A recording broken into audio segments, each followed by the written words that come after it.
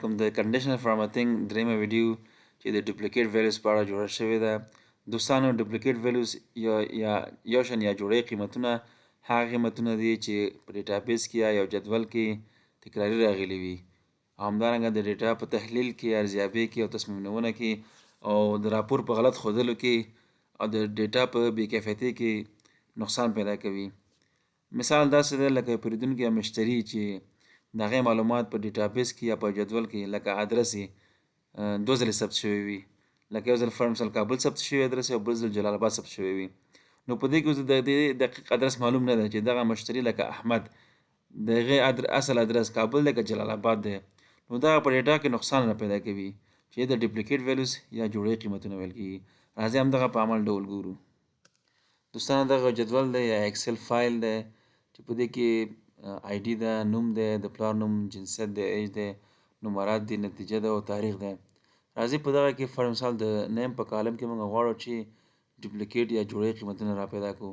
نو زه کنډیشنل فارمټینګ ته هایلایټ سیل رولز ته په اخره کې ډوپلیکیټ ویلیوز دي، په دې باندې کلیک کوو. موږ دلته ډوپلیکیټ پیدا کوو که یونیک پیدا کوو. زه چې ماته ډوپلیکیټ ویلیو پیدا کړي، نو دغه ډوپلیکیټ ویلیوز تاسو په کوم رنګ باندې تاسو په نښه کوئ.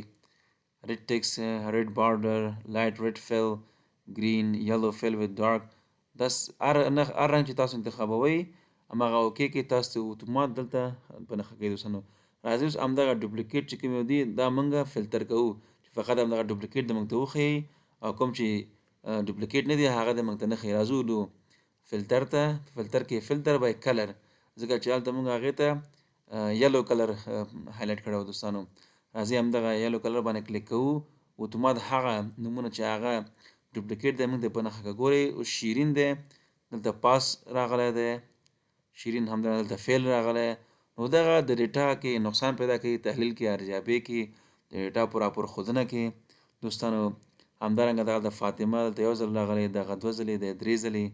نو دغسې حالاتو کې موږ کولی شو چې د کنډیشنل فارمټینګ د ډوپلیکیټ ویلیوز نه استفاده وکړو او کوم ویلیو چې ډوپلیکیټ دی هغه را پیدا کړو. دوستانو کولی شو چې دغه جوړې قیمتونه یا ډوپلیکیټ قیمتونه ته له منځه یوسو یا ډیلیټ کړو. دوستانو راځو لومړی دغه ډوپلیکیټ قیمتونه چې دي دا په دغه رنګ سره هایلایټ شوي یا په نښه شوي دي، دا فلټر بای کلر همدغه رنګ انتخابوو.